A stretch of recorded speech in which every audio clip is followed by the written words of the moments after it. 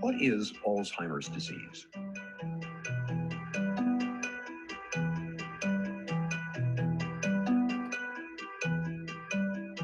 Alzheimer's is a slow, fatal disease of the brain affecting 1 in 10 people over the age of 65.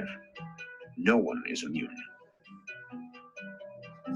The disease comes on gradually as 2 abnormal protein fragments called plaques and tangles accumulate in the brain and kill brain cells. They start here in the hippocampus, the part of the brain where memories are first formed. Over many years' time, the plaques and tangles slowly destroy the hippocampus, and it becomes harder and harder to form new memories. Simple recollections from a few hours or days ago that the rest of us might take for granted are just not there. After that, more plaques and tangles spread into different regions of the brain, killing cells and compromising function wherever they go. This spreading around is what causes the different stages of Alzheimer's. From the hippocampus, the disease spreads here to the region of the brain where language is processed. When that happens, it gets tougher and tougher to find the right word. Next, the disease creeps toward the front of the brain, where logical thought takes place. Very gradually, a person begins to lose the ability to solve problems, grasp concepts, and make plans. Next, the plaques and tangles invade the part of the brain where emotions are regulated. When this happens, the patient gradually loses control over moods and feelings. After that, the disease moves to where the brain makes sense of things it sees, hears, and smells. In this stage, Alzheimer's wreaks havoc on a person's senses and can spark hallucinations. Eventually, the plaques and tangles erase a person's oldest and most precious memories, which are stored here in the back of the brain. Near the end, the disease compromises a person's balance and coordination. The very last stage, it destroys the part of the brain that regulates breathing and the heart. The progression from mild forgetting to death is slow and steady. It takes place over an average of 8 to 10 years. It is relentless and, for now, incurable. Helping your family, friends, and neighbors to better understand Alzheimer's will reduce stigma, improve care, and even help the fight for a cure. Thanks for helping to do your part. Learn more at www.aboutalz.org.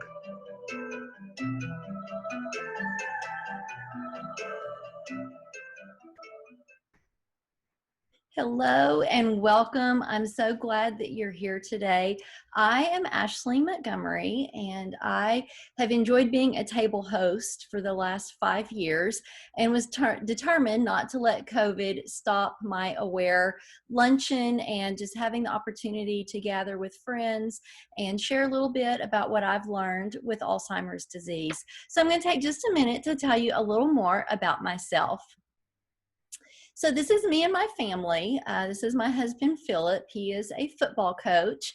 And these are our 2 children. Cannon is 22. He's a senior in college and plays football and wants to coach himself. And then this is our daughter, Macy. She's a sophomore. She's in sorority and she's on the co-ed cheer squad. She's also our moderator today. You'll see her plugging in some interesting things and some links in the chat. So if you haven't opened your chat box, definitely do that. And we have become very involved in Alzheimer's. It started back in 2013 when my mother-in-law, Sandra, started showing signs of dementia and forgetfulness and just not her normal self. We were very blessed that throughout her Alzheimer's battle, she never lost her true nature and her true spirit. But we kind of knew, and especially Philip's family knew, what the signs look like because her mother had also suffered from Alzheimer's disease.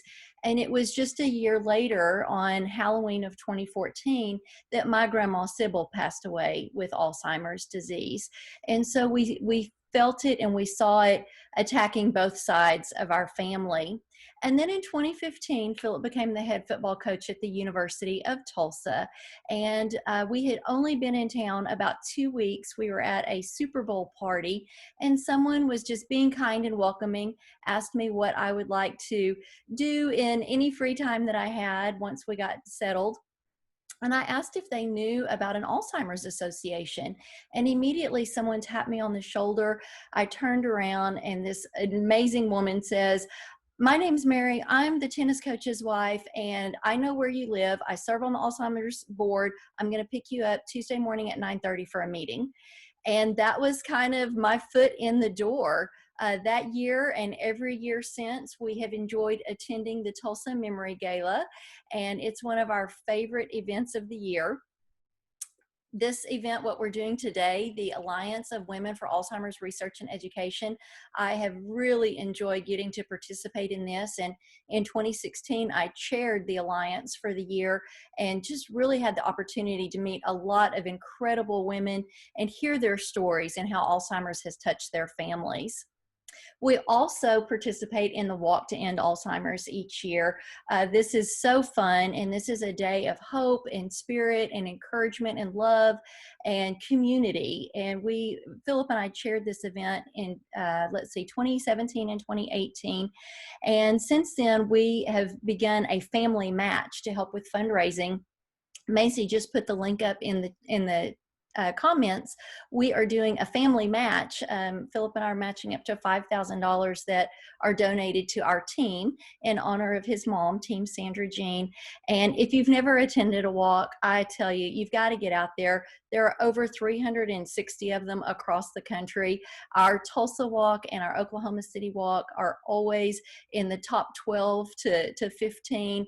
And they're just such a wonderful day and so powerful in what we're doing to fight this disease. You may have also heard of the longest day, to where the walk is really all about the chapters and having a lot of leadership from the top that helps you set up the event. And it's a big community-driven event. The longest day is volunteer driven. And so Coach and I have had the opportunity to participate in several different ways. We held a kickoff carnival the first year that we did the walk. The second year, I had to be out of town on the longest day. And so Philip was able to do a radiothon with one of the local sports stations. I've participated in mahjong events, and I've even hosted quilting events. So the longest day is an opportunity for you to gather your friends and family around whatever activity you love to do. We've also learned the importance of fundraising, and we'll have an opportunity at the end of today's lunch if you feel called to give. But we don't have treatment and we don't have a cure right now for Alzheimer's. And the way that we get there is to raise our voice, and we know that money speaks loudest. And so when the government can see that this is important and this is where we're putting our dollars, then they in turn put federal funds towards finding a cure. The other thing that we do that's a lot of fun, Philip has started an Alzheimer's awareness football game. This year, because of COVID, we weren't able to have it during a home game, but we still did an Alzheimer's awareness game week initiative. And we have just been touched by the amount of stories and really just our players and our student athletes at the University of Tulsa, our staff, our support personnel, just the number of people who have been touched by Alzheimer's disease and other dementias. And so all of this brings me to kind of my role. I'm a board member for the Oklahoma chapter of the Alzheimer's Association. I'm a trained volunteer speaker, and I also participate in state and federal advocacy. I like sharing this quote because I think it really sums up how we feel about Alzheimer's. Jim Hendricks is a doctor with the association. Several years ago, I got to go to the Educational Summit. It's an annual gathering, and And in one of the breakout sessions I attended about the science of Alzheimer's, he said, look, everybody, we're all going to die. We know that, but I want to die of something else. And I want to die with my memories intact. And that was so profound. It really spoke to me. And so I want to share with you as my mission moment for today's event that Alzheimer's disease, as the video showed us a moment ago, is a universally fatal brain disease.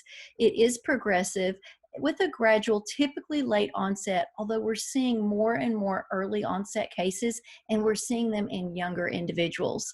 And so our mission at the Alzheimer's Association, our mission together today is to create a world without Alzheimer's. So I want to pass the Zoom over to one of our Alzheimer's Association personnel.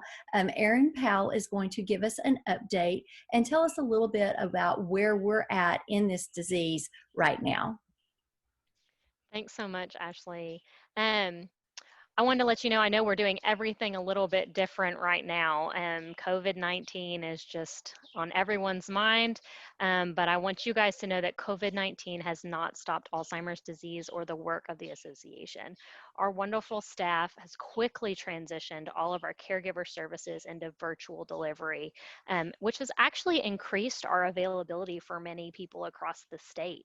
Our services to families across the state include educational programs on common behaviors and signs that could indicate cognitive decline, one-on-one family care consultations, information and resource referrals, support group facilitation, as well as outreach to local physicians. We help families throughout the course of the disease, from the beginning all the way to the end, often starting before their loved one is even officially diagnosed and helping them get that diagnosis.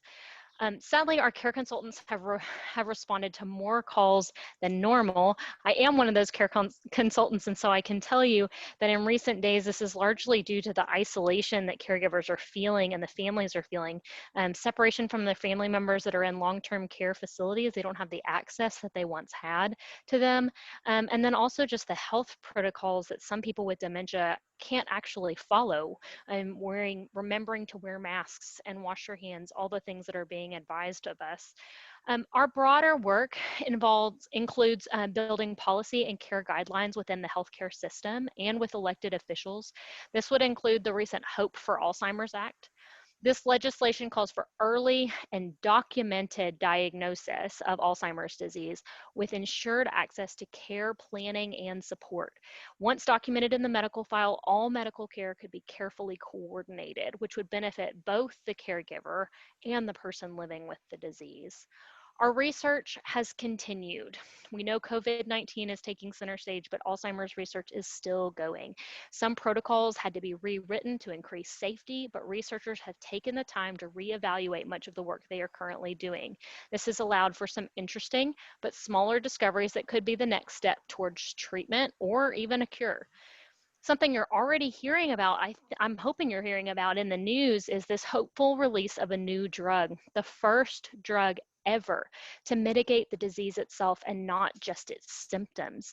This is also the first new drug to be released for Alzheimer's care in more than 15 years.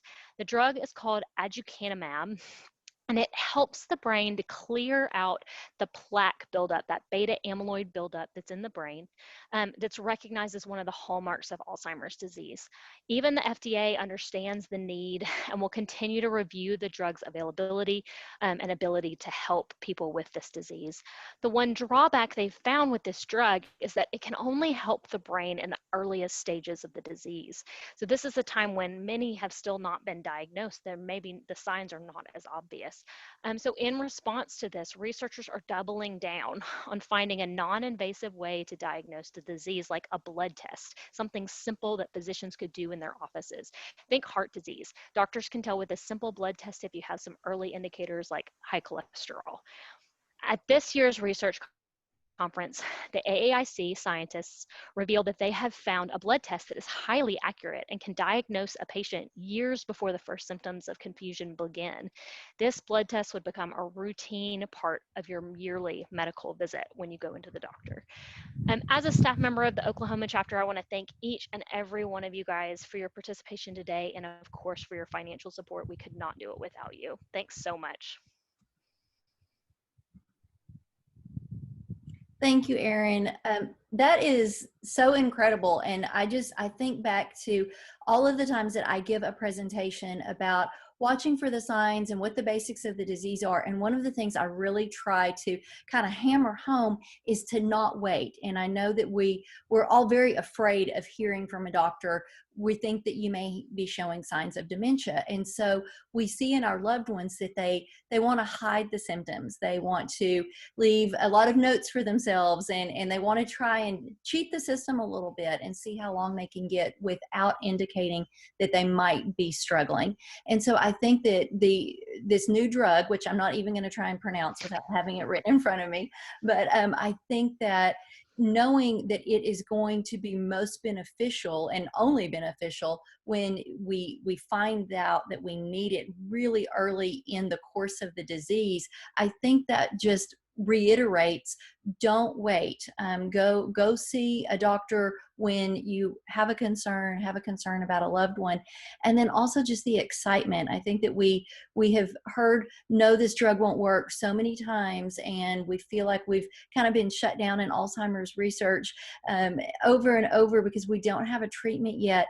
But the more we try, the more hope we have. And then the concept of a blood test, I just think that's fabulous. I mean, I just, there are so many things that we can test, and to have Alzheimer's be an annual test as part of your physical and something that is non-invasive, it gives me cold chills just to think that we really are on the crux of knowing more about this disease and how we can fight it better.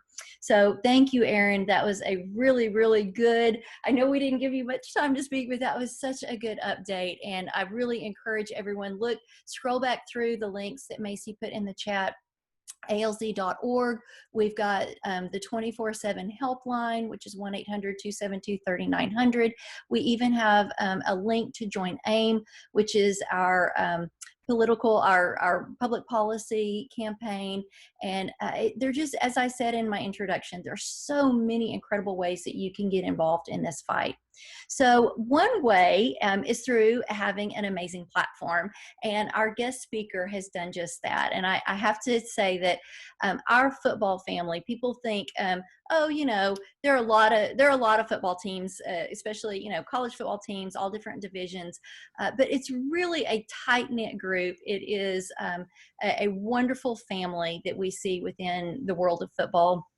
Matter of fact, I think we have a really nice number of attendees on today, and I think several of those are coaches' wives and football friends that support this effort and support me. And I think it was about February, maybe January, February, I was having lunch with a new football wife on my staff, and we were talking about our interests. And of course I brought up Alzheimer's. Obviously I talk about it all the time.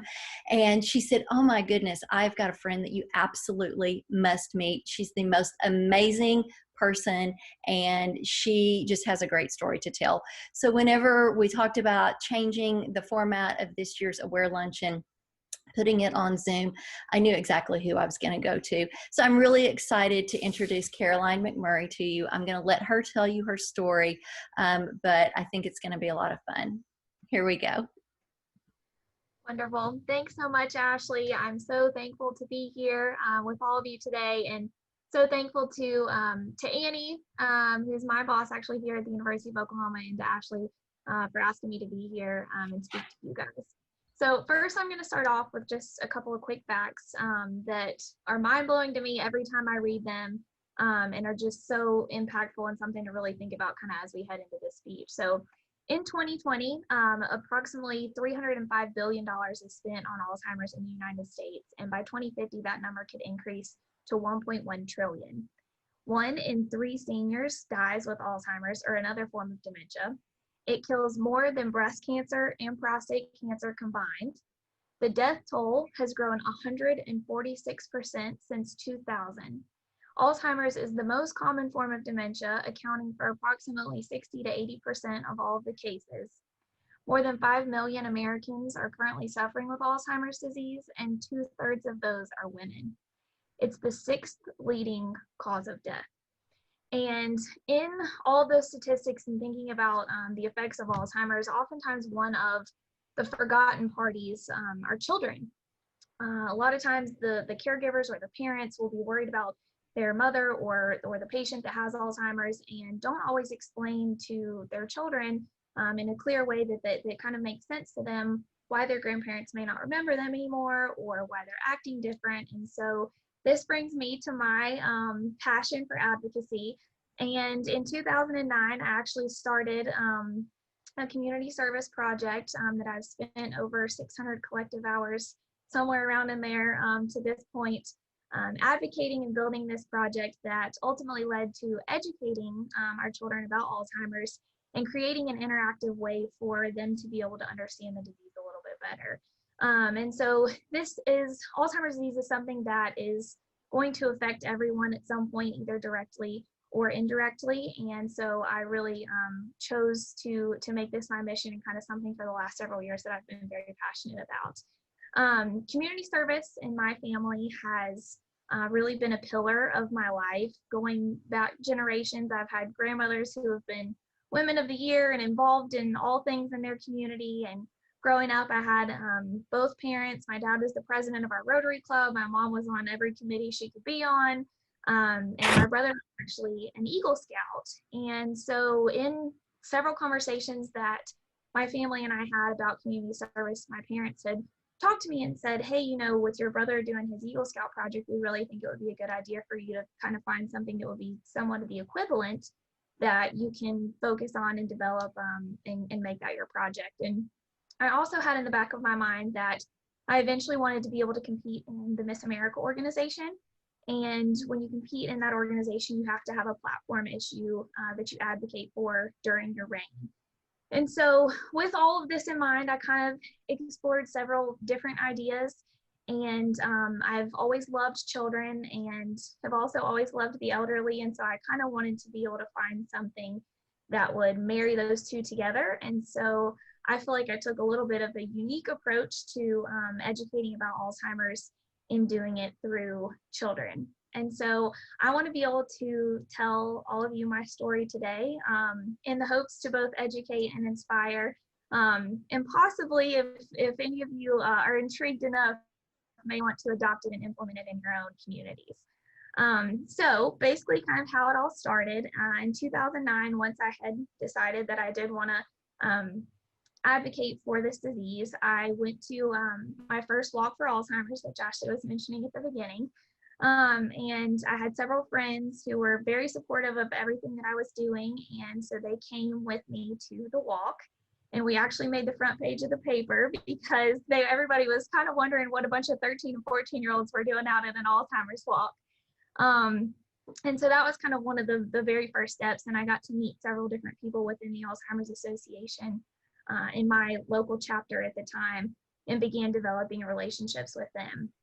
So shortly thereafter, I actually sat down and had a meeting with my aunt, and she worked for the Alzheimer's Association for several years. And I still have a scrapbook with all of the pieces of notebook paper and the envelopes that we had written all of our ideas on, and basically laid out what we felt like was going to be kind of the perfect plan for how to execute kind of what I was hoping to accomplish. And so we talked about different children's books, and she actually gave me a book called Wilfred Gordon MacDonald Partridge.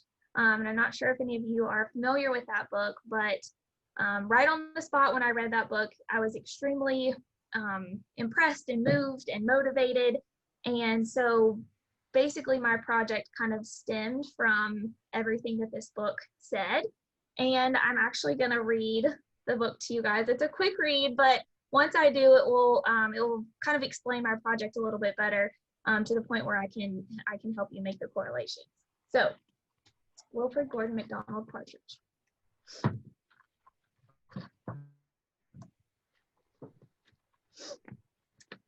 There once was a small boy called Wilfred Gordon MacDonald Partridge, and what's more, he wasn't very old either.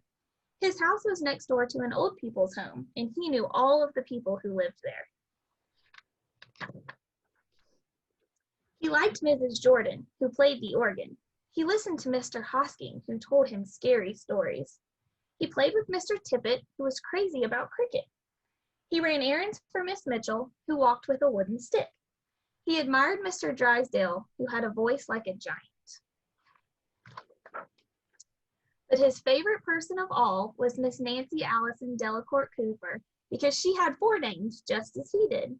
He called her Miss Nancy and told her all of his secrets. One day, Wilfred Gordon heard his mother and father talking about Miss Nancy. "Poor old thing," said his mother. "Why is she a poor old thing?" asked Wilfred Gordon. "Because she's lost her memory," said his father. "It isn't surprising," said his mother. "After all, she is 96. "What's a memory?" asked Wilfred Gordon. He was always asking questions. "It's something you remember," said his father. But Wilfred Gordon wanted to know more. So he called on Mrs. Jordan, who played the organ. "What's a memory?" he asked. "Something warm, my child, something warm." He called on Mr. Hosking, who told him scary stories. "What's a memory?" he asked. "Something from long ago, my lad, something from long ago." He called on Mr. Tippett, who was crazy about cricket. "What's a memory?" he asked. "Something that makes you cry, my boy, something that makes you cry." He called on Miss Mitchell, who walked with a wooden stick. "What's a memory?" he asked. "Something that makes you laugh, my darling, something that makes you laugh." He called on Mr. Drysdale, who had a voice like a giant. "What's a memory?" he asked. "Something as precious as gold, young man, something as precious as gold." So Wilfred Gordon went home again to look for memories for Miss Nancy because she had lost her own. He looked for the shoebox of shells he had found long ago last summer and put them gently in a basket. He found the puppet on strings, which always made everyone laugh, and put that in the basket too. He remembered with sadness the medal which his grandfather had given him, and he placed it gently next to the shells. Next, he found his football, which was as precious as gold. And last of all, on his way to Miss Nancy's, he went into the hen house and took out a fresh, warm egg from under a hen. Then Wilfred Gordon called on Miss Nancy and gave her each thing one by one. "What a dear strange child to bring me all of these wonderful things," thought Miss Nancy, and then she started to remember. She held the warm egg and told Wilfred Gordon about the tiny speckled blue eggs she had once found in a bird's nest in her aunt's garden. She put the shell to her ear and remembered going to the beach by tram long ago and how hot she had felt in her button-up boots. She touched the medal and talked sadly of the big brother she had loved who had gone to the war and never returned. She smiled at the puppet on strings and remembered the one she had shown to her sister and how she had laughed with a mouthful of porridge. She bounced the football to Wilfred Gordon and remembered the day she had met him and all of the secrets they had told. And the two of them smiled and smiled because Miss Nancy's memory had been found again by a small boy who wasn't very old either. So that is Wilfred Gordon. I hope you guys enjoyed story time. But that book really was just one of the kind of key sparks for how I decided that I really wanted to format my presentation and what I was going to be educating these children about. And so with the research that I had done on several other children's books, I actually ended up picking What's Happening to Grandpa by Maria Shriver.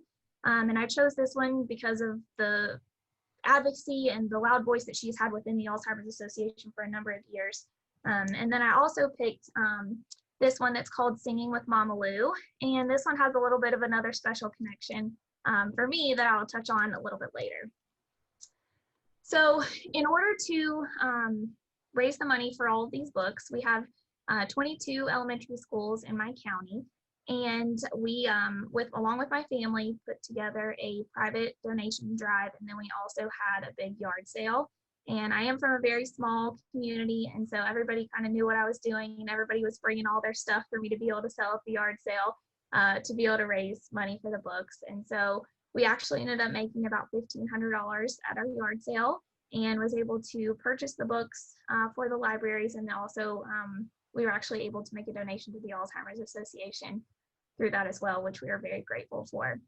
So by this point, I had actually developed a much better relationship with the people from my chapter of the Alzheimer's Association, and they actually invited me to speak at their kickoff luncheon for my second memory walk, and so was able to participate in that. And again, as Ashley said, if you've never been to one, you really should go, because they are truly a rewarding experience, and they're lots of fun. There's all kinds of stuff going on, for kind of something for everybody to do. And so those were always a big highlight for me to be able to attend those. So everything kind of up to this point had led up to me being able to compete for Miss Statesville's Outstanding Teen. And so in 2011, I was lucky enough to win that title.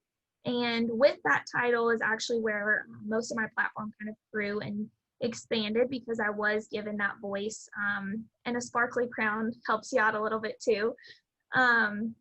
And so at this point, once I had won the title, I actually set up a meeting with my high school principal and explained that I really had a passion for this and wanted to be able to educate children, and just kind of get his thoughts as an educator on how he felt I should proceed and move forward. And he actually was able to connect me with our local superintendent. And so I had several meetings with him, and he absolutely loved the project, and actually assigned our local director of elementary education to the project as well.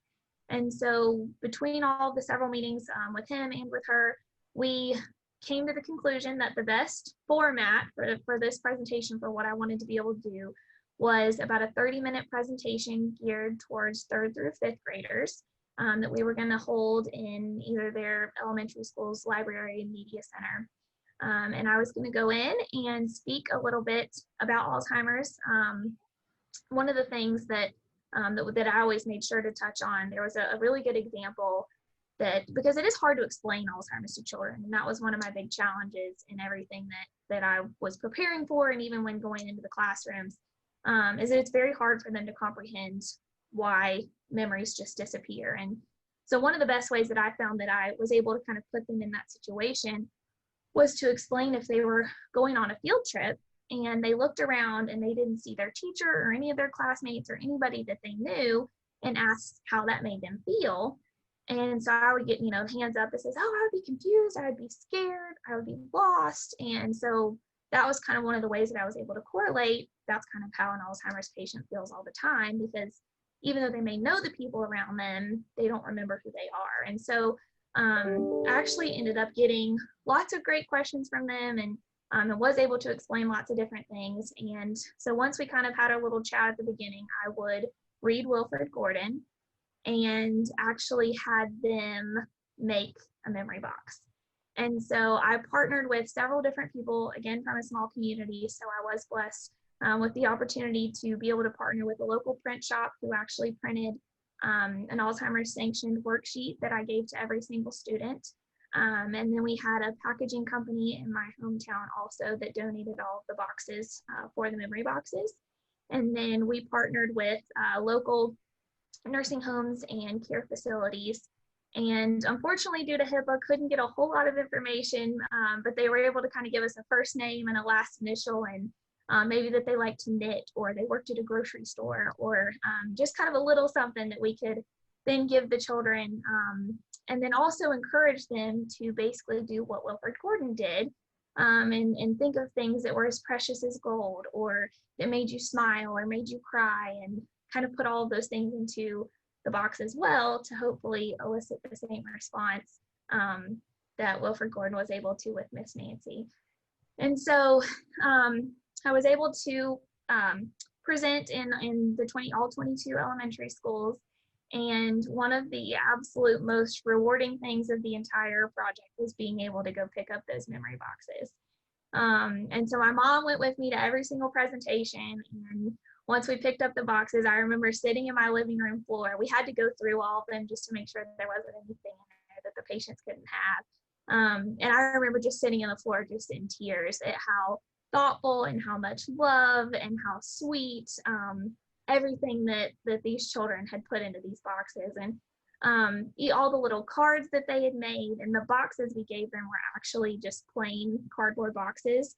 And so we told them to decorate them. And so one of my favorite memories too, and the reason the grocery store always sticks out in my mind, one of the patients who had worked in a grocery store, one of these students actually took the time to draw little grocery store aisles on the box with like individual cans. And it looked like a grocery store aisle. It was the neatest thing. And so that was absolutely the best part of the whole project. And again, because of HIPAA, wasn't able to actually see any of the patients open the boxes, but knew that they were very well received when we did drop them off at the nursing facilities. And so went on to compete at Miss North Carolina's Outstanding Teen, where I actually won the Community Service Award. And that was special to me. Not only because I got a $1,000 scholarship, my parents were happy about that, but also just to be recognized and encouraged in the work that I was able to do for the Alzheimer's Association. And so once I got back from Miss North Carolina, I actually moved into year 3 of the walk. Had a team every year. That was, again, one of my favorite things. And then once I actually gave up the title of Miss Statesville's Outstanding Teen, I won my high school pageant title. So that gave me a little bit more sparkly crown time that I could go in and do a couple more presentations kind of throughout the area. And my cousin actually also competed in the Miss America organization. And she decided that she was so moved and intrigued by everything that I had been doing with the Alzheimer's Association that she actually wanted to adopt my project. And so she took everything that I had done and kind of had the same course of meetings with principals and superintendents and was able to do it in her own community. But she added another layer to it by having a memory blanket. And so she was able to raise money, and it was basically just a photo blanket. And she used her presentations with people that she knew so that she was able to be there and kind of see their reaction. And around this time, I actually was in the process of dealing with my grandmother being diagnosed with Alzheimer's.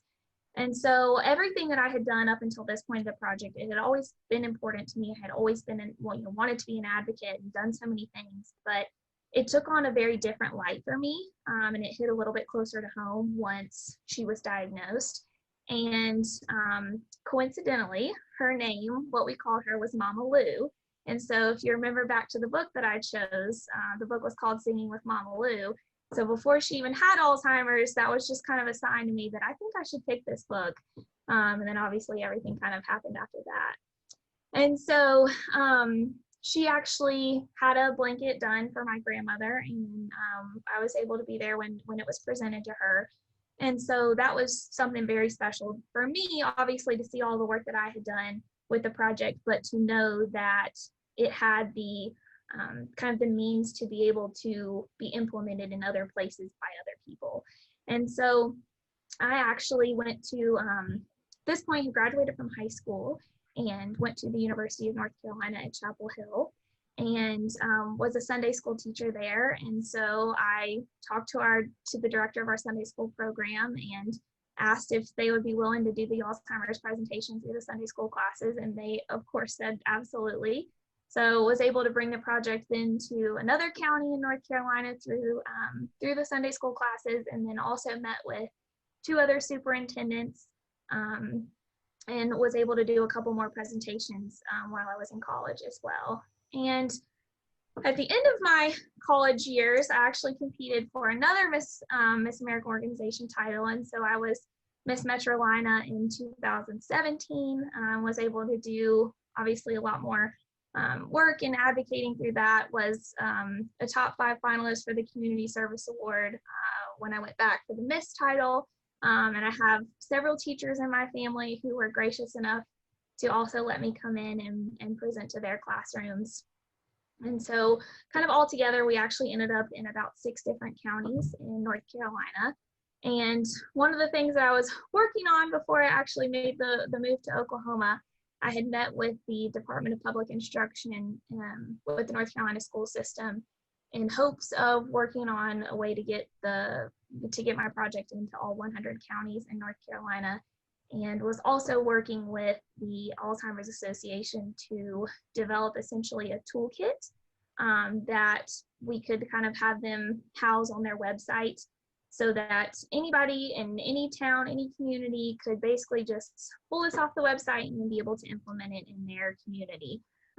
Whether that be just for a community service project or an Eagle Scout project or a Gold Award or anything that they wanted to get involved with, this would be kind of a ready-made idea that would be able to perpetuate into kind of different areas of the country. And that's still something that I'm hoping for, and kind of seeing, if there are different organic ways that can happen, which again, if any of you are interested in helping this move forward or would like to do it in your community, I'm certainly happy to speak with you about that. But this has been one of the absolute great passions throughout the last several years of my life. Have dedicated quite a bit of time to it. I actually lost my grandmother last January from Alzheimer's disease. And so again, just hits a little bit closer to home and makes me want to advocate even more to be able to find that cure, so that other families don't have to continue to live with this disease. So I want to end on just saying that I'm a strong believer in go big or go home. So go big in community service, go big to get involved, go big to help others, and go big to make a difference, and help me in continuing to spread and educate awareness for this disease.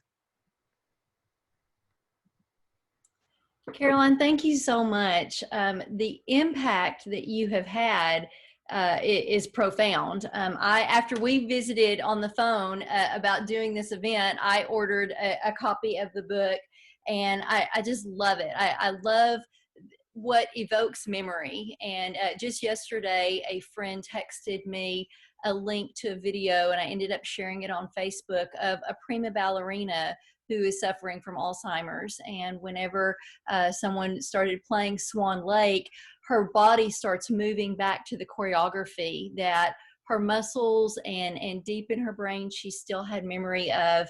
And I just think that it's such an amazing thing that you've been able to go and share this with young people. The first time that Philip and I went and spoke to one of the Greek organizations here at the University of Tulsa about participating in the Walk to End Alzheimer's, I made the comment, I was probably nervous, and I said, you guys are so young, probably very few of you have been touched by Alzheimer's. And then we just kept going with our presentation.